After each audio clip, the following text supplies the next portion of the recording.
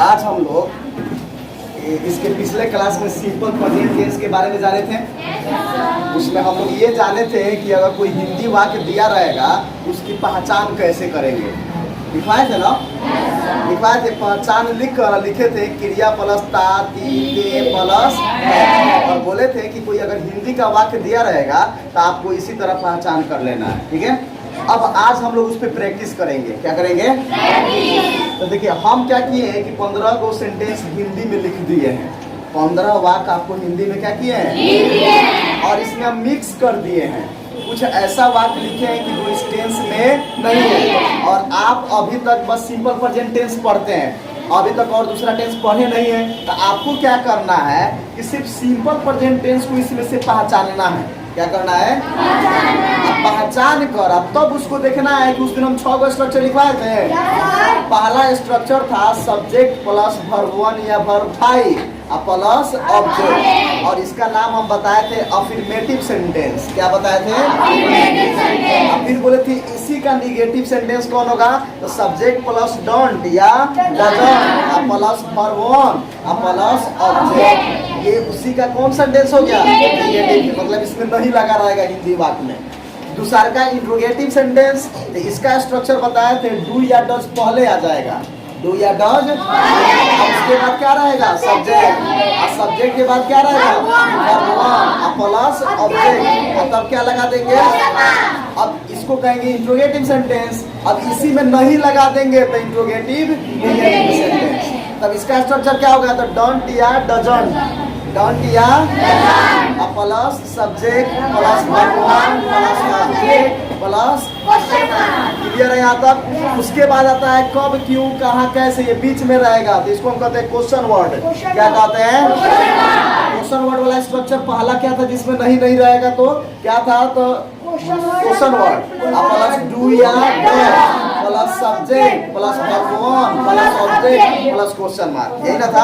और उसके बाद करना है क्या? निगेटिव लगा देना है। तो निगेटिव क्या लगाना? तो क्वेश्चन वर्ड प्लस डोंट या doesn't plus subject plus verb 1 plus object plus question mark. अच्छा गौर से आप इस स्ट्रक्चर को अगर देखिएगा ध्यान से, इस स्ट्रक्चर को ध्यान से देखिएगा ना, ये सब्जेक्ट वर्ब 1 इसी में डोंट या डजंट लग गया, यही मेन दो को याद करना है। उसके बाद देखिए क्या हो रहा है, डू और डज पहले आ गया, आप फिर डोंट या डजंट, बाकी सब सेम हो रहा है ना। Subject verb 1 object, subject verb 1 object, subject verb 1 object, subject verb 1 object. देखिए सब स्ट्रक्चर में subject verb 1 object, subject verb 1 object, subject verb 1 object, subject verb 1 object. Last में तीनों हर जगह सेम है।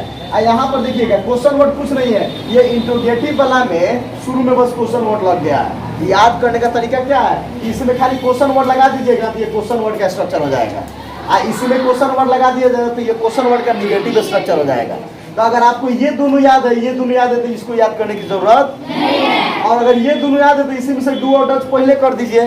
शुरू में क्या? तो शुरू में डू डज, शुरू में क्या? तो शुरू में डू डज। अब बीच में कब, क्यों, कैसे, तो उसको शुरू में लगा दीजिए, तो क्वेश्चन वर्ड हो जाएगा। और सिंपल रहेगा तो सिंपल का दो स्ट्रक्चर तो आप जान ही रहे हैं ना।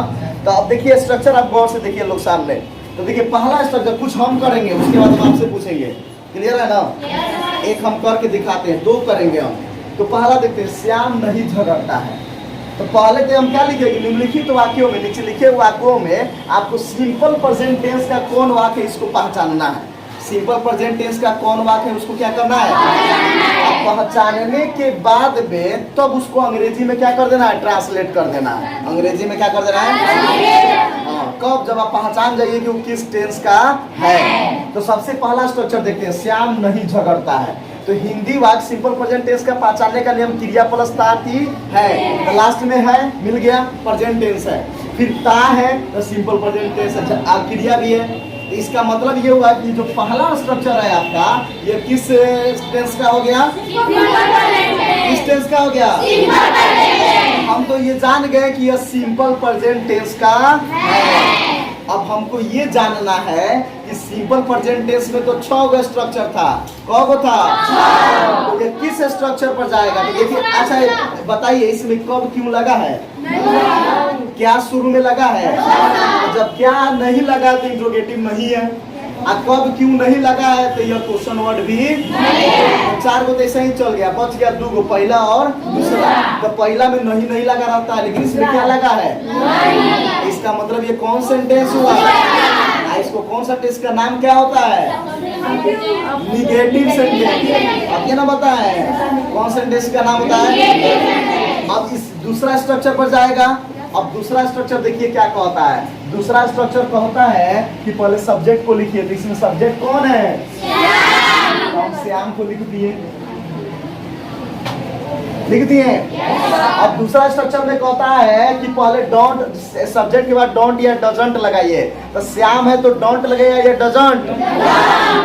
लगा दीजिए ना, डजंट हो गया। अब फिर स्ट्रक्चर कहता है कि वर्ब 1 लगाइए, तो यहाँ वर्ब कौन है? अच्छा, झगड़ा करना का अंग्रेजी क्या होता है? क्वारल। क्या होता है? तो श्याम डजंट सर फाइट नहीं, ये हो गया श्याम डजंट क्वारल। समझ गए? अब आते हैं दूसरा स्ट्रक्चर देखते हैं। क्या तुमने राज को पीटा है? तो ये बताइए यह सिंपल प्रेजेंट टेंस है कि नहीं है? नहीं है। कितना कहेगा? तो अटो दोनों बराबर है। यह नहीं है।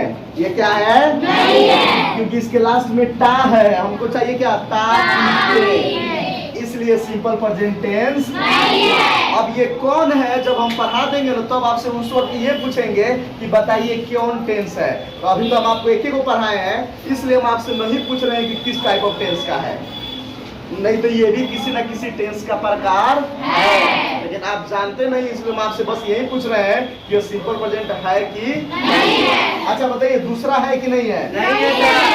ये भी नहीं है क्योंकि लास्ट में आ है, या है, समझ रहे ना? अच्छा तीसरा है कि नहीं है? आप कहाँ रहते हैं? ते है, इसका मतलब यह है। अब जब यह है तो वह किस स्ट्रक्चर पर जाएगा, अब इसको खोजना है। तो देखिए इसमें क्या लगा हुआ है?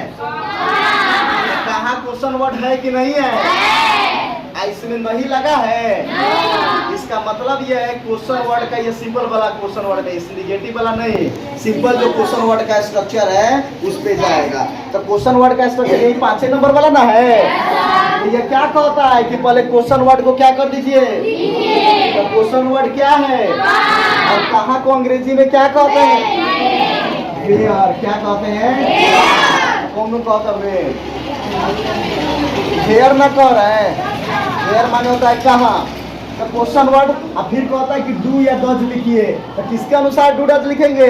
सब्जेक्ट के अनुसार। हाँ, तो सब्जेक्ट कौन है? आप। आपके साथ क्या लगेगा? डू या डज? डू। तो वेयर डू। सब्जेक्ट आपका आप है, तो आपको अंग्रेजी में क्या कहोगे? वर्ब 1। उसके बाद क्या कह रहा है? अब यानी रहना को अंग्रेजी में क्या कहते हैं?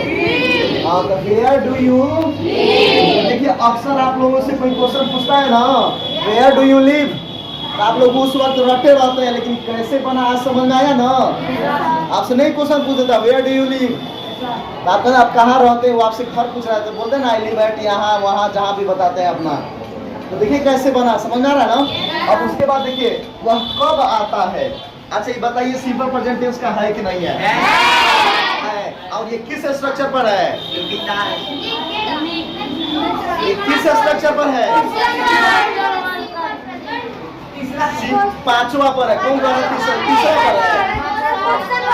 अच्छा तीसरा पर बोला है। तीसरा में तो शुरू में क्या लगा रहेगा ना? इसमें शुरू में क्या लगा है?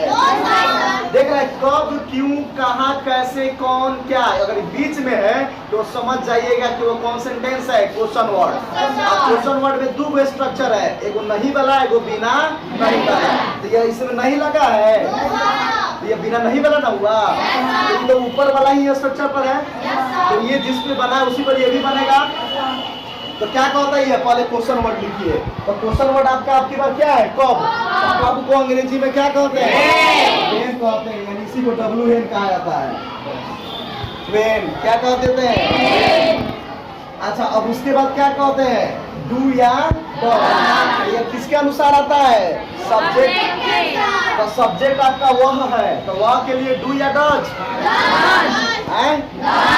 डज। तो व्हेन डज। और उसके बाद क्या लिखना है? सब्जेक्ट कौन है? वह का अंग्रेजी क्या?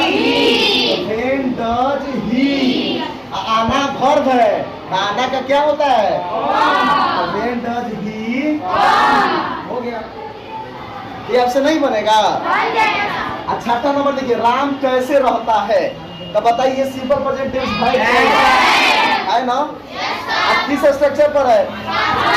5वें स्ट्रक्चर पर है। तो देखिए, राम कैसे, तो पहले क्वेश्चन वर्ड, तो क्वेश्चन वर्ड यहाँ पे अब कौन आएगा? हाउ माने क्या होता है? कैसे। अब उसके बाद क्या, डू या डज? तो ये डू और डज कौन डिसाइड करता है? तो सब्जेक्ट हमारा कौन है? तो राम के लिए डू आएगा कि डज आएगा? How does Ram, how does Ram. और रहना का क्या होता है? How does Ram live. हो गया क्वेश्चन मार्क। कितना आसान है जी। अब देखिए, क्या वे लोग, क्या वह नहीं पढ़ता है? बताइए, सिंपल प्रेजेंट टेंस है, किस स्ट्रक्चर पर है? 6ठा पर है, ये दूसरा पर है। ये बताओ, कौन 6ठा कह रहा है, कौन दूसरा कह रहा है? इस पर ना है जी, क्या भी लगा है और नहीं भी लगा है। अब क्या कहाँ लगा है? शुरू में। तो जब ध्यान दीजिए, जब क्या शुरू में रहेगा तो दुई को स्ट्रक्चर है, तीसरा नंबर और तीसरा नंबर और चौथा नंबर। अगर नहीं लगा है तो चौथा पर, और नहीं लगा है तीसरा पर। खाली बगलों गलती बोल रहा है, उसी वक्त से गलती बोल रहा है। चलिए देखते हैं अब, तो क्या वह नहीं पढ़ता है? क्या वह नहीं पढ़ता है? तो शुरू में क्या लग गया? ये किस स्ट्रक्चर पर? तीसरा या चौथा? जब हम गौर से देखें तो इसमें नहीं भी लगा था। ये किस स्ट्रक्चर पर? चौथा पर। तो चौथा पर पहले डोंट या डजंट लिखाता है। तो इसमें बताइए, वह सब्जेक्ट है, तो वह के लिए डोंट या डजंट हम लिख दिए डजंट। क्या लिख दिए? अब डजंट के बाद क्या लिखना है? सब्जेक्ट। तो सब्जेक्ट कौन है?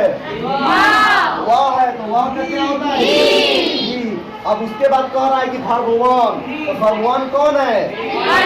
पढ़ना का क्या होता है? तो भूल लगे, यही तो है, डजंट ही। ये आसान नहीं है, तो बाकी आप लोग नहीं कर सकते हैं। चलिए कीजिए।